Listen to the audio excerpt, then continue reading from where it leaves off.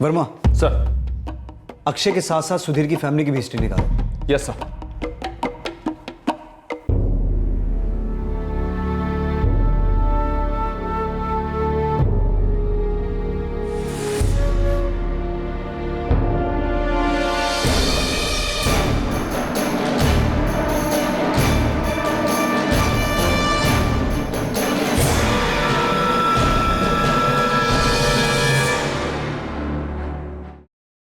मैं आपसे कितनी बार कहूं सुधीर, वो अक्षय नहीं था।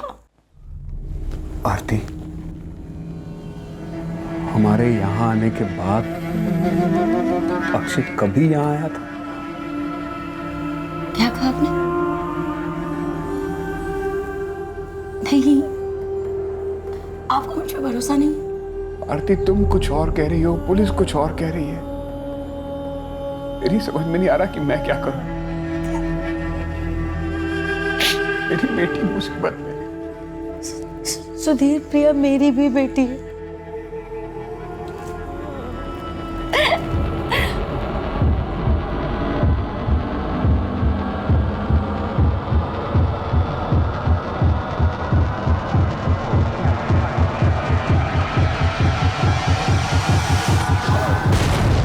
हाँ, सुधीर साहब काफ़ी अच्छे आदमी हैं। 2 साल काम किया मैंने उनकी दुकान पे।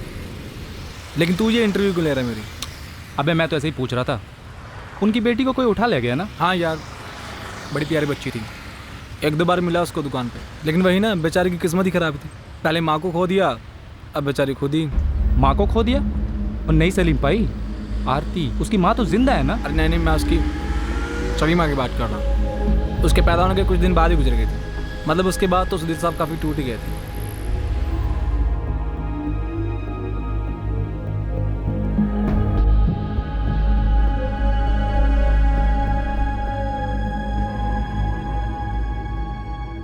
सॉरी जी,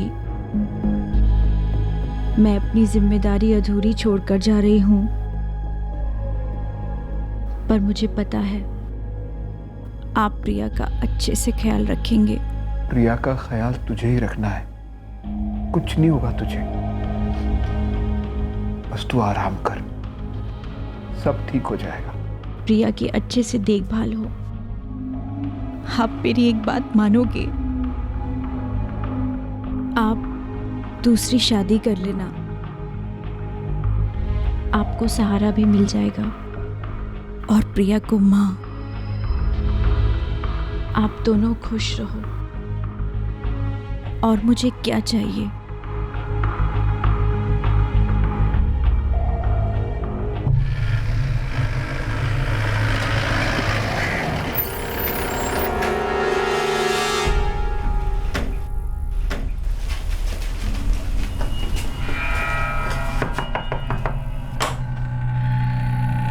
विश्वास सिंह जी। अक्षय गुप्ता कहाँ है? जी वो अक्षय ने बच्ची ने अगवा किया है? नहीं साहब, कुछ नहीं जानता इस बारे में। अक्षय का फोन स्विच ऑफ होने से पहले आखिरी कॉल उसने तुझे किया था? हाँ, मेरी बात भी हुई थी और मैं मिला भी था उससे। कब मिला था? परसों शाम मेरे घर आया था। क्यों? पिछले महीने मैंने कुछ पैसे लिए थे उससे उधार, वही मांगने आया था। विश्वास, हाँ यार मुझे मेरे पैसे चाहिए यार, बहुत इमरजेंसी। यार मुझे भी तो इमरजेंसी थी, तभी तो मांगे थे तेरे से। और मुझे ठंड लग यार, लौटा दूंगा तुझे। मैं कौन सा भागा जा रहा हूँ? मुझे पता है तू कहीं नहीं भागा जा रहा है, पर मुझे जाना है यहाँ से यार। जाना है? किथे? मुझे नहीं पता, बस भटिंडा छोड़ के कहीं भी जाना है। कहाँ जा रहा था वो? मैंने भी कई बार पूछा था पर बताया नहीं उसने मुझे। सच कह रहा हूँ साहब। तुझे क्या लगता है, कहीं फरीदाबाद तो नहीं लौट गया? शायद फरीदाबाद लौट सकता है, क्योंकि पिछले महीने नौकरी भी छोड़ दी थी उसने और पता नहीं क्या चल रहा था उसके दिमाग में। पर ऐसा कुछ करेगा ये तो मैं भी नहीं सोच सकता था साहब। सर, सुधीर के पास भी अक्षय का फरीदाबाद का एड्रेस नहीं है, सिर्फ जुबानी समझौता हुआ था, प्रॉपर रेंट एग्रीमेंट बना ही नहीं था। वर्मा, इस केस में मुझे एक बात बहुत अटपटी लग रही है कि नैपर को सिर्फ 2 लोगों ने देखा, बलविंदर और आरती। बलविंदर दावे के साथ कहता है कि वो अक्षय ही था,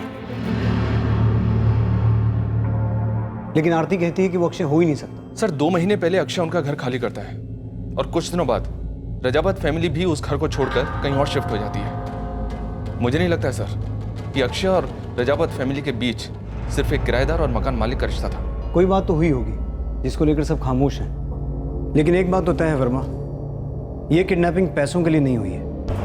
साहब अटपटा क्या है ये तो अब तक पता नहीं चल पाया है, पर एक बात मालूम पड़ी है, ये आरती और सुधीर की ना दोनों की दूसरी शादी है।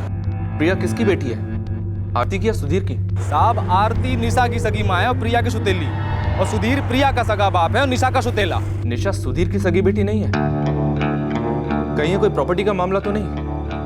कहीं ऐसा तो नहीं कि आरती ने निशा को इकलौता वारिस बनाने के लिए प्रिया को गायब करवाया हो?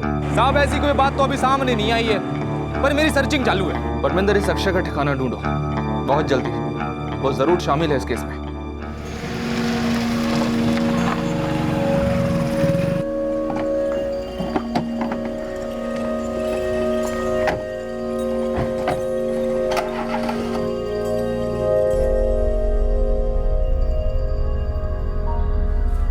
बेजी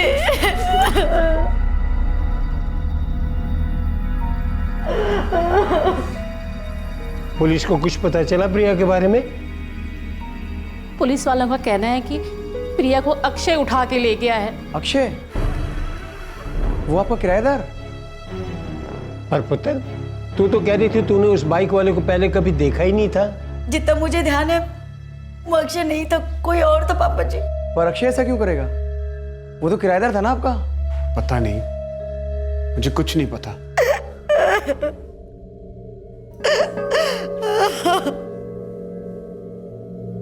सतगुरु होए दया। तुमने तो मेरे दिल दी गल कह दी थी सुजाता। मैं रोज वाहे गुरु से यही प्रार्थना करती हूँ कि मेरी आरती पुत्र का घर फिर से बस जाए। मैं भी यही चाहती हूँ कि मेरे सुधीर प्राजी अकेले न रहे। प्रिया भी छोटी है। जैसा तुमने कहा है, अगर वो सच हो जाए तो मेरी आरती पुत्र और तुम्हारे भाई सुधीर का घर फिर से बस जाएगा। मैं भी सुधीर प्राजी नाल गल कर दिया, आप भी ना आरती ने पूछ लो। आरती पुत्र, तेरी उम्र ही क्या है? 30 साल भी पूरे नहीं किए, आगे सारी जिंदगी पड़ी है तेरे सामने। पुत्र, निशा के बारे में सोच। अगर तेरे और निशा का ख्याल रखने वाला कोई मिल जाए तो इसमें बुराई क्या है पुत्र? बस सिर्फ एक बारी सुधीर नू मिल ले, आगे तेरा फैसला। आरती मान गई? हाँ, तेरी बीजे ने मना लिया। और पापा जी, वो बात बताना जरूरी है क्या? अगर वो बात बता दी, बात बनना तो दूर शुरू ही नहीं हो पाएगी। तो पापा जी ऐसा करते हैं, रहने देते हैं उस बात को, खामोश रहते हैं। रंजीते ठीक ही कहंदा है, की जरूरत है वो सब बातें करने की? और अगर कल शादी के बाद किसी और से पता चला तो वो यही सोचेंगे हमने धोखा दिया उन्हें। तो कल का सोच के बेटी का आज खराब करोगे? तुसी ऐसे ही सोचते रहोगे ते हो चुका बेटी दा ब्याह। मेरी अलका भाभी प्रिया के जन्म के कुछ दिन बाद गुजर गई थी।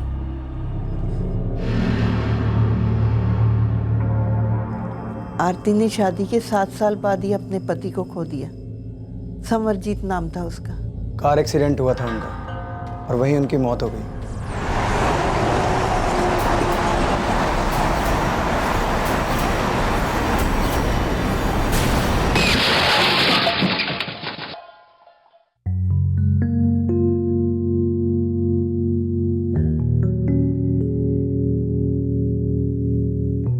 साहब अमृतसर के चौक पुलिस थाने में पूरी जानकारी मिलेगी आपको, वहीं दर्ज हुआ था मामला। मामला प्रिया से ताल्लुक रखता है? नहीं साहब, उसकी सौतेली माँ आरती से।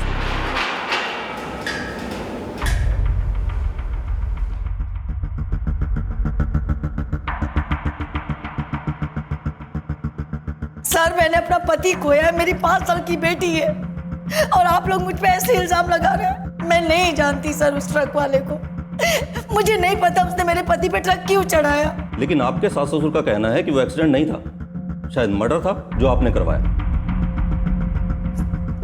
मैं साहब, वो मेरे पुत्र के साथ खुश नहीं थी। उसका किसी चीज़ से जी नहीं पड़ता था साहब, मांगे खत्म ही नहीं होती थी उसकी, रोज झगड़े होते थे दोनों में। तंग आ गया था जी मेरा पुत्र उससे। हमने लड़की पसंद करने में बहुत बड़ी गलती कर दी। आपको हम पे यकीन नहीं ना, तो आप उसके भाई से ही पूछ लीजिए। वो खुद कितनी बार आया था दोनों में सुलह कराने। उस दिन भी वो जिद करके बैठी थी बाहर जाने के लिए। मेरा पुत्र थका मांदा घर आया था, पर उसकी जिद के आगे वो उसे हार मान कर बाहर लेकर गया था।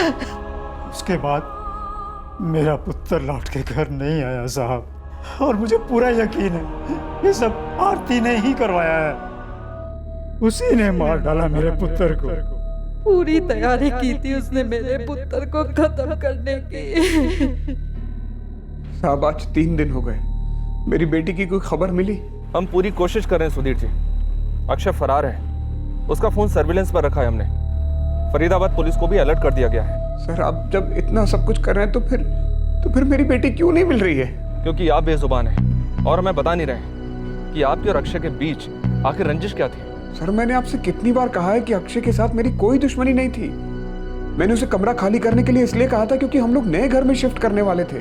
और शिफ्ट होने के 2 महीने बाद आपकी बेटी किडनैप हो गई और उसी दिन अक्षय को बाइक पर प्रिया के साथ देखा गया था। अब उसका फोन बंद है। फिरौती के लिए भी आपको कोई फोन नहीं आया। सुधीर जी, क्या आपको अब भी नहीं लगता कि अक्षय ये सब कुछ आपसे अपनी दुश्मनी निकालने के लिए कर रहे हैं?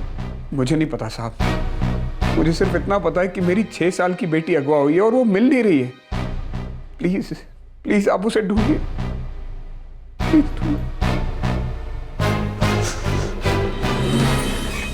सर, अमृतसर की चौक पुलिस ने आरती को 6 महीने जेल में रखा था। उसके खिलाफ कोई सबूत ना मिलने की वजह से उसे रिहा कर दिया गया। पर सर, समरजीत के माँ बाप इस बात से खुश नहीं थे। उन्होंने फिर से इंक्वायरी की मांग की। लेकिन दूसरी इंक्वायरी के बाद भी यही कहा गया कि वो एक्सीडेंटल डेथ का ही केस था। सर, उस केस में भी आरती पर शक था, पर उसका इन्वॉल्वमेंट नहीं था। हो सकता है इस केस में भी ऐसा ही हो। अब ये तो प्रिया के मिलने के बाद ही पता चलेगा। जी मैं कुछ समझा नहीं। सुधीर जी 4 दिन हो गए हैं और हम आपकी बेटी को ढूंढ नहीं पाए। सर 4 दिन से मैं भी नहीं सोया हूँ। प्रिया दिखाई नहीं देती लेकिन उसकी आवाज सुनाई देती है।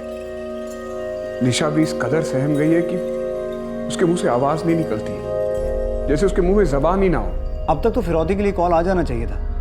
पता नहीं इस अक्षय का प्लान क्या है। और दूसरी बात, अगर हम आरती जी की बात मान लें कि वो किडनैपर अक्षय नहीं था, कोई और था, फिर तो ये केस और उलझ जाता है, क्योंकि हम किडनैपर और उसके इरादे से बेखबर हैं। सुधीर जी अगर कुछ जानते हैं तो ऐसे बेजुबान मत बने रहिए, क्योंकि आपकी खामोशी किसी और को बचाए ना बचाए, आपकी बेटी प्रिया की मुश्किलें जरूर बढ़ा देगी।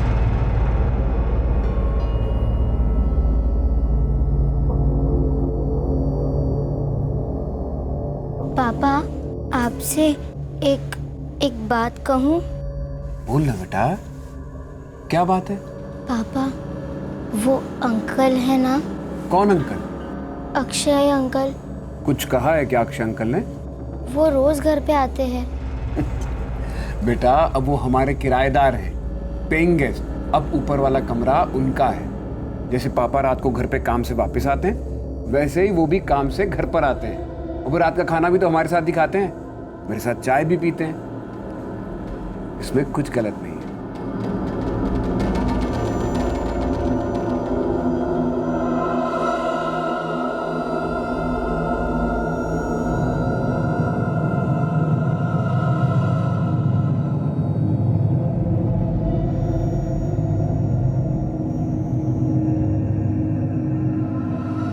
वो दोपहर में भी आते हैं जब आप घर पे नहीं होते हो।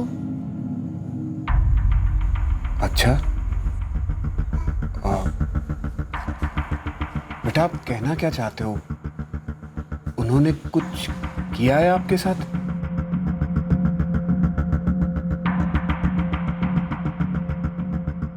उस दिन मैं बीमार थी, स्कूल नहीं गई थी।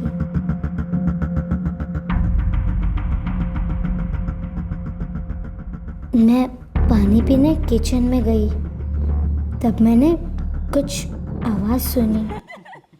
आवाज़ मम्मी के रूम से आ रही थी। तुम बहुत मस्ती करते हो, बच्चे सुन लेंगे, चुप रहा करो थोड़ा। कोई नहीं है यहाँ पे। अच्छा। वो अक्षय अंकल की आवाज़ थी। बेटा उन्हें घर पर कोई काम होगा इसीलिए आए होंगे। आप इस बारे में ज्यादा मत सोचो, सब ठीक है।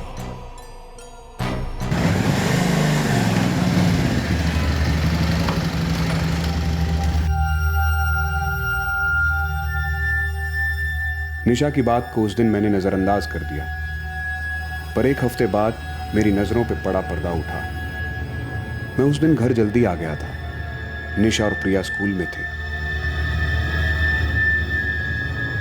तो छोड़ दो ना सुधीर को और चलो मेरे साथ। यहाँ क्या दिक्कत है? तुम जब चाहो तब आ सकते हो, जो चाहो वो कर सकते हो। तुम्हें कौन रोकता है? पर कितना कम वक्त मिलता है हमें यहाँ पर। गलत। कम वक्त मिलता है इसीलिए तो ज्यादा मजा आता है। एक एक पल कीमती लगता है। और वैसे भी कहते हैं ना, प्यार का असली मजा छुप छुप कर लेने में आता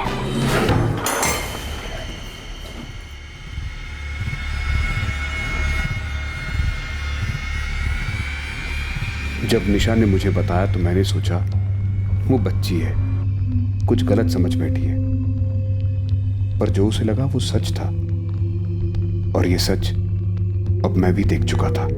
अब भी और इसी वक्त अक्षय निकल जा मेरे घर से। सर जी अभी कहाँ जाऊँ? एक दिन का टाइम दे दो। 1 मिनट भी नहीं, अभी के अभी ना सामान उठाओ, निकल यहाँ से।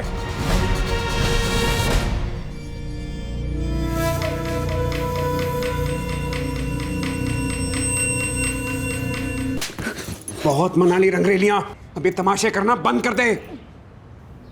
मेरे भरोसे का हमारे बच्चों का जरा भी ख्याल नहीं आया तुझे? बोल, जरा भी ख्याल नहीं आया तुझे? बच्चों की वजह से चुप हूं, दोबारा ऐसी हरकत की ना तो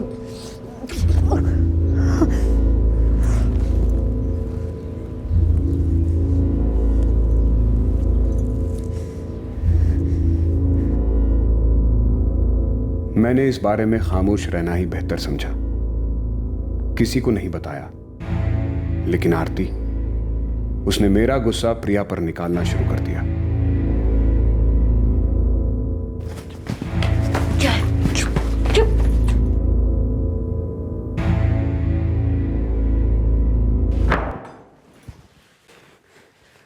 ये मत समझना कि मुझे कुछ पता नहीं चल रहा है, सब देख रहा हूं मैं। तुम प्रिया के साथ कैसे पेश आती हो, तुम हाथ उठाती हो उस पे। अगर अब और ज्यादती की तो बर्दाश्त नहीं करूंगा, तलाक दे दूंगा तुम्हें। दे दो ना, तलाक दे दो। तुम्हारे साथ रहना भी कौन चाहता है, लेकिन एक बात याद रखना, मेरी और निशा के खर्चे के पैसे देना। बड़ी बड़ी तलाक देने वाले। एक पैसा नहीं मिलेगा तुझे, सिर्फ बदनामी मिलेगी। और ये मत सोचो इतनी आसानी से छोड़ दूंगा तुझे। अगर मैंने ये रिश्ता तोड़ा तो तेरा घमंड भी तोड़ूंगा। तेरी इस काली करतूत के बारे में सबको बताऊंगा जाके मैं। और ये मत भूलियो कि तुझे रंगरेलियां मनाते हुए सबसे पहले तेरी अपनी बेटी ने देखा है। अरे किस मुंह से उसे कोर्ट में झूठा साबित करेगी तू, बोल? हैं?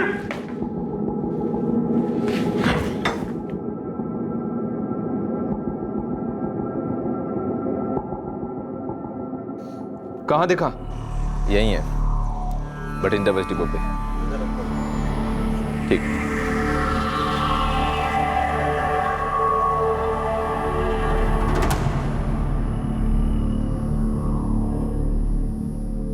हाथ से जाना नहीं चाहिए। जो कि नजर रखे हुए सर।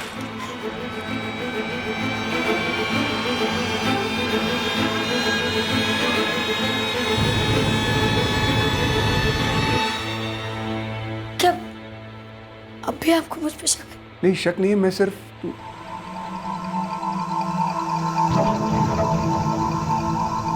सच बताना आरती, क्या अब भी तुम्हें मुझसे कोई नाराजगी है? नहीं, बिल्कुल नहीं। और जो कुछ भी हुआ था उसे मैं बहुत पीछे छोड़कर आ गई हूँ। मैंने जो किया था सुधीर, मुझे अब भी उस बात का बहुत पछतावा है।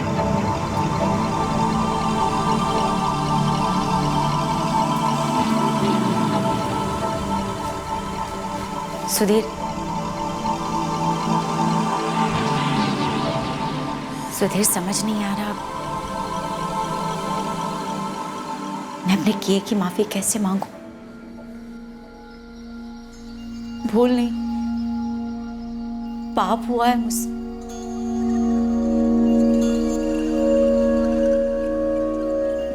पता नहीं मुझे क्या हो गया था।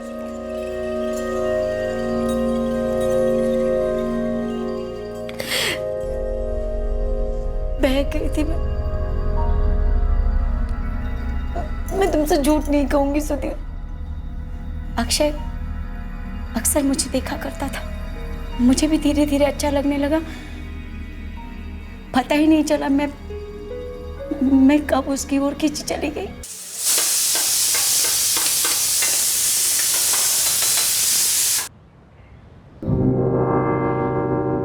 क्या हुआ? मेरा छूना अच्छा नहीं लगा? मैं भी क्या पूछ रहा हूँ। अगर मेरा छूना अच्छा नहीं लगा होता कब का पीछे हट जाती, या फिर मुझे धक्का दे दिया होता। तुम्हें भी इसी दिन का इंतजार था ना, कब मैं तुम्हारे पास आऊं, है ना? अक्षय, वो मैं पता है मुझे, शादीशुदा हो तुम, दो बच्चों की माँ हो और बहुत खूबसूरत हो। मैं कब से इस दिन का ख्वाब देख रहा था, अब जाके पूरा हुआ है। अंदाजा था मुझे, पर आग इतनी भड़क रही है दोनों तरफ, मुझे नहीं पता था।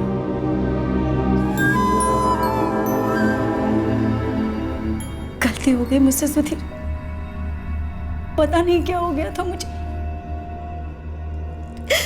भगवान जाने मैंने आपको क्या क्या कह दिया। शर्म आनी चाहिए मुझे माफ कर दीजिए सुधीर। आरती, माफ कर दीजिए मुझे। माफी मांगने की कोई जरूरत नहीं।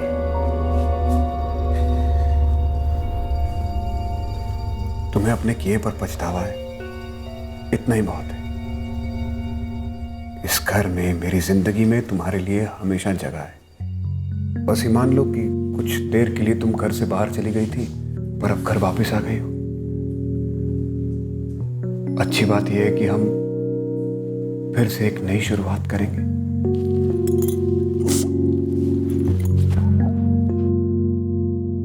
मैं जानती हूँ सुधीर कि दाग मिट जाते पर उसका निशान हमेशा के लिए रह जाता।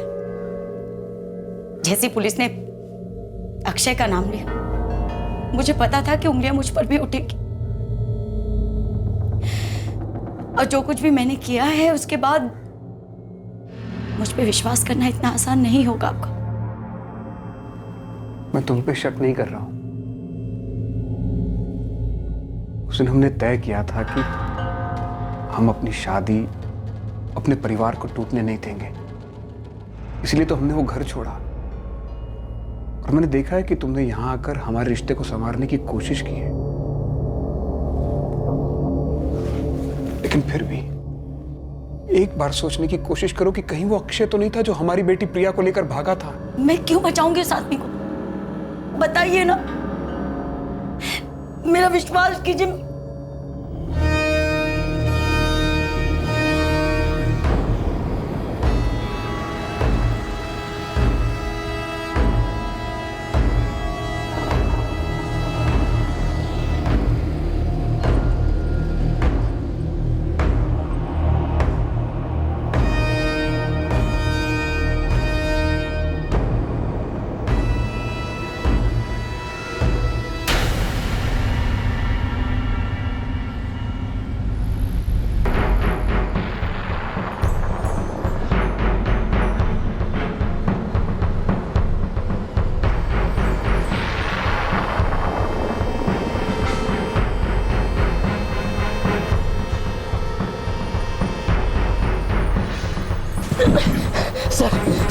सर मैंने कुछ नहीं किया, मुझे नहीं पता प्रिया कहाँ है सर। मैंने पूछा प्रिया के बारे में, मैंने पूछा प्रिया कहाँ है। चल बोल भी दे, पहलने वाला तो हूँ मैं तो। बोल। सर मैंने एक जगह पे छुपा के रखा है उसको। किसके पास? किसी के पास नहीं सर, एक खाली मकान है वहां पर छुपा के रखा है। चल लेके चल, अभी लेके चल, चल।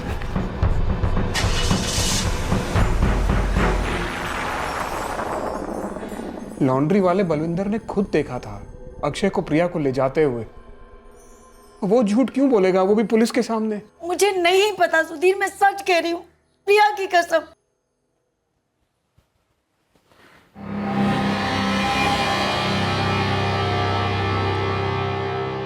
पापा। हाँ बेटा।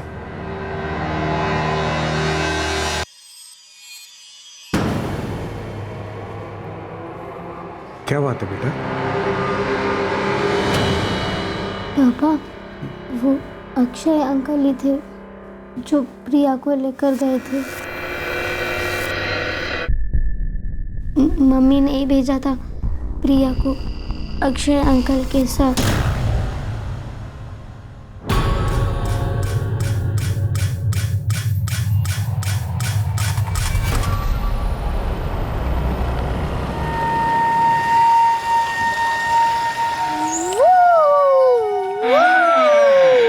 हेलो प्रिया बेटा।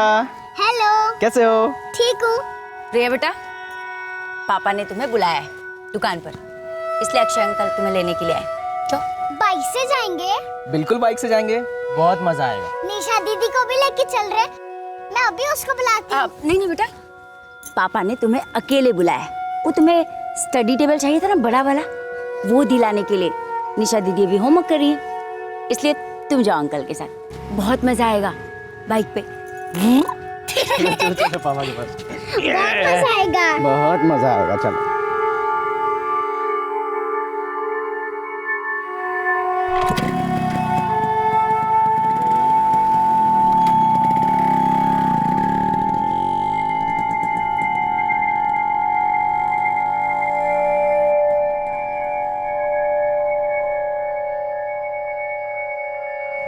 मम्मी, वो अक्षय अंकल थे ना, वो प्रिया को कहाँ लेकर जा रहे थे?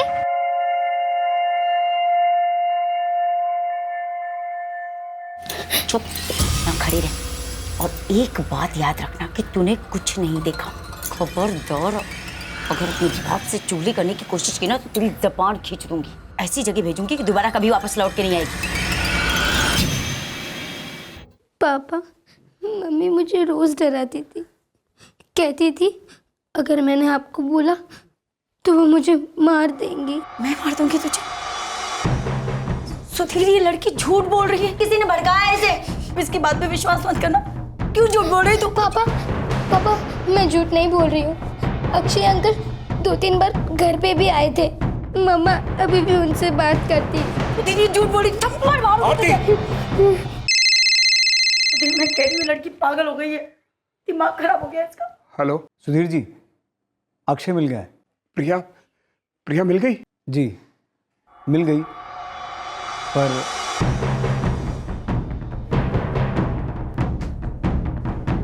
क्या कहा पुलिस ने? पुलिस ने अक्षय को पकड़ लिया। और प्रिया?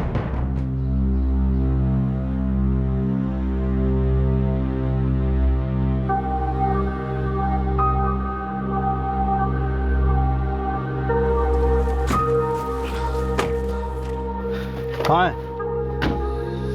सर वो उस घर में।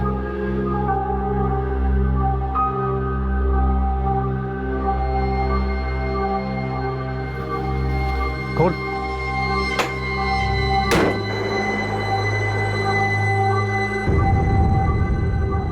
कहाँ है प्रिया? बेड के नीचे।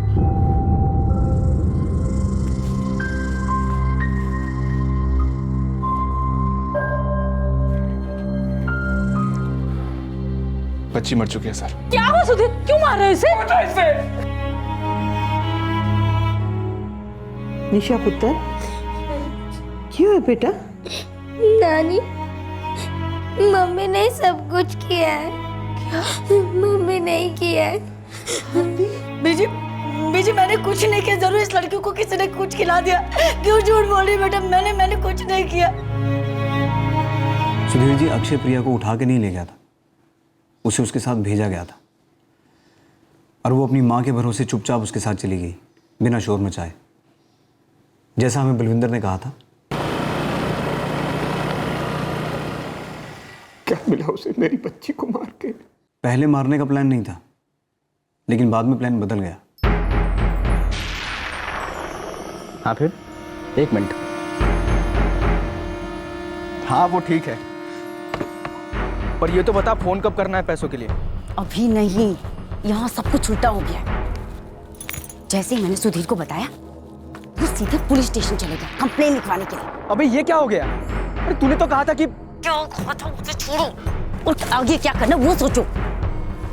अभी फिरौती मांगना रिस्की हो सकता है हमारे लिए। अगर किसी को पता चला ना कि प्रिया का किडनैप तुमने किया है, तुम्हारे साथ शक मुझ पर भी जाएगा। अब पता तो चलेगा ही ना। निशा ने भी देखा था मुझे उसको ले जाते हुए, वो तो बोल ही देगी ना जाके। और ये उसकी चिंता नहीं है मुझे। तो मेरी चिंता है क्या? मैं क्या करूं? पैसे तो मिलने से रहे, भाग जाओ यहाँ से।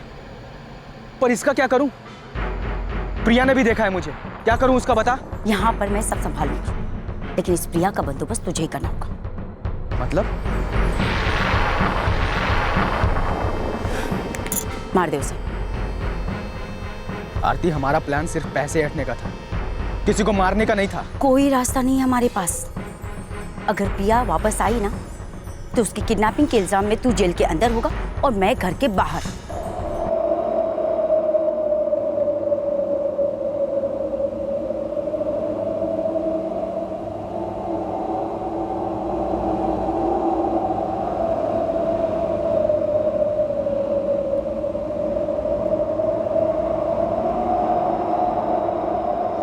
अक्षय अंकल, कितना टाइम हो गया?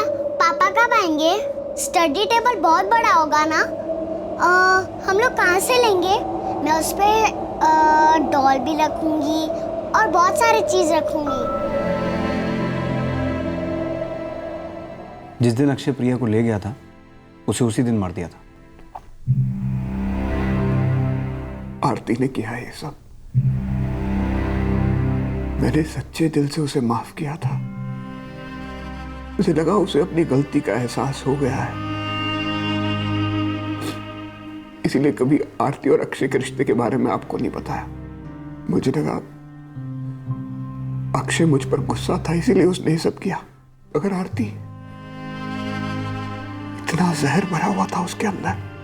दोनों के दिमाग पर हवस हावी हो गई थी और उनके रिश्ते के बीच आप दीवार थे। कोई पछतावा नहीं था आरती को, सब नाटक था अपनी अय्याशियों को पूरा करने का। मेरी बच्ची झूठ बोली, उसे किसी ने सिखा दिया है। मैंने कुछ नहीं किया सर, मेरा विश्वास कीजिए। मैंने कुछ बस। तुम अपना इल्जाम अक्षय के सर मरने की कितनी भी कोशिश करो, लेकिन सच नहीं बदलने वाला।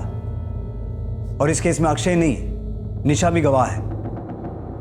और तुम्हारा वो दूसरा सेल फोन जो अक्षय ने तुम्हें दिया था वो भी ट्रेस हो गया है, जिस पर तुमने सारी प्लानिंग की थी। तुम्हारा पति बहुत भोला है आरती, उसे एक बार भी तुम पर शक नहीं हुआ। तुमने उसके साथ बेवफाई की, उसने तुम्हें माफ कर दिया, लेकिन तुमने दोबारा धोखा दिया उसे। मुझे उसके साथ नहीं रहना था। मैं उसे तलाक देने को भी तैयार थी, पर सुधीर मुझे पैसे नहीं देना चाहता था। इसी बहाने मुझे बांध कर रखना चाहता था और मैं उससे छुटकारा पाना चाहती थी। मुझे अक्षय के साथ रहना था। तो चली जाती अक्षय के साथ। पर मुद्दे की बात यह है कि सुधीर के पैसे के बगैर तुम्हारी अय्याशी कैसे पूरी होती? तुम्हें अक्षय का साथ और सुधीर का पैसा दोनों चाहिए थे, और तुम्हारे इसी लालच ने एक 6 साल की मासूम बच्ची की जान ले ली। मैं ऐसा कभी नहीं चाहती थी सर, लेकिन सुधीर की सबसे बड़ी कमजोरी थी प्रिया के लिए वो कुछ भी कर सकते थे, और मुझे प्रिया के जरिए ही वो सब कुछ मिल सकता था जो मैं चाहती थी। क्या मिला? सच तो ये है आरती कि तुमने उस बच्ची की जान ले ली जो तुम्हें अपनी मां समझती थी। ये खून अकेले अक्षय ने नहीं किया है, वो बेवकूफ तो तुम्हारे चक्कर में फंस गया और तुम दोनों इंसानियत छोड़कर हैवानियत पे उतरे।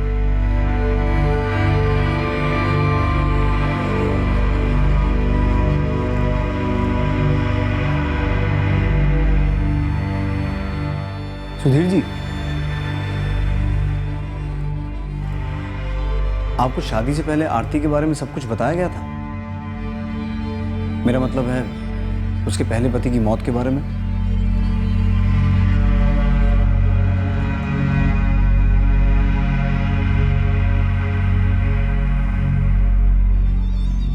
सुधीर पुत्र, हमसे बहुत बड़ी भूल हो गई।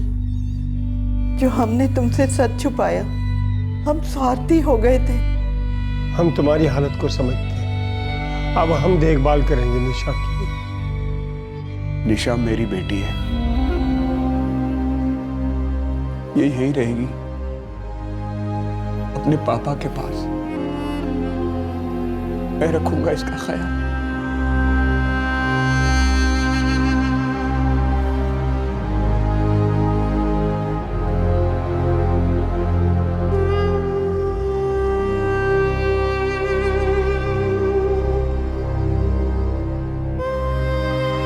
मुझे आरती को अक्षय के साथ जाने देना चाहिए था। उसे पैसा, तलाक जो भी चाहिए था मुझे दे देना चाहिए था। तो शायद मेरी प्रिया तो आज जिंदा होती। प्रिया को मैं कभी भुला नहीं पाऊंगा, ना आरती के किए को। और निशा है मेरे साथ। निशा की परवरिश अब मेरा जिम्मा है। हम दोनों को एक दूसरे का ख्याल रखना है। अक्षय और आरती पर आईपीसी की धारा 365 के तहत अपहरण, धारा 302 के तहत हत्या और धारा 120B के तहत आपराधिक षड्यंत्र के चार्जेस लगाए गए हैं। सुधीर पूरी तरह से बिखर चुका था। निशा भी गहरे शौक में थी। इस छोटी सी उम्र में उसने जो देखा, जो सहा, उसे भुलाना आसान नहीं था। निशा ने अपनी मां को उसके पिता को धोखा देते हुए और अपनी सौतेली बहन प्रिया को अपनी मां के प्रेमी के हाथों अगवा होते हुए देखा था। यहां तक कि निशा की जुबान पर ताला लगाने के लिए उसकी मां ने उसे काफी डराया धमकाया भी था। एक मां की बिल्कुल विपरीत और डरावनी छवि देखी थी उसने। लेकिन शुक्र है कि निशा अब एक संवेदनशील और जिम्मेदार पिता की देखरेख में महफूज है। शादी के रिश्ते से जुड़े दो लोगों में से अगर कोई एक अपनी खुशियां उस रिश्ते के बाहर तलाशता है तो उस वक्त उस इंसान को इस बंधन से रिहा कर देना ही सही है, चाहे ऐसा करना कितना भी मुश्किल क्यों ना हो। ऐसे हालात में उस दूसरे इंसान को भी अपनी इच्छा, अपना इरादा खुले शब्दों में जाहिर कर देना चाहिए। किसी को दबाकर कुछ देर के लिए खामोश किया जा सकता है, लेकिन उस खामोशी के पीछे छुपे असंतोष को खत्म नहीं किया जा सकता। बल्कि ऐसा करने से मजबूरी में बेजुबा बने इंसान के अंदर नफरत का लावा पनपने लगता है, और यह नफरत का लावा जिंदगी की खुशियों को ही नहीं बल्कि खुद जिंदगी को भी निगल जाता है। आपसे फिर मुलाकात होगी क्राइम पेट्रोल सतर्क में एक और चौंकाने वाले केस के साथ। तब तक अपना ख्याल रखें, सुरक्षित रहें, स्वस्थ रहें और याद रखें, खुद के कड़े आलोचक बनो और समय समय पर अपनी पीठ भी थपथपाते रहो। सही वक्त, सही कदम, सतर्क रहें। जय हिंद।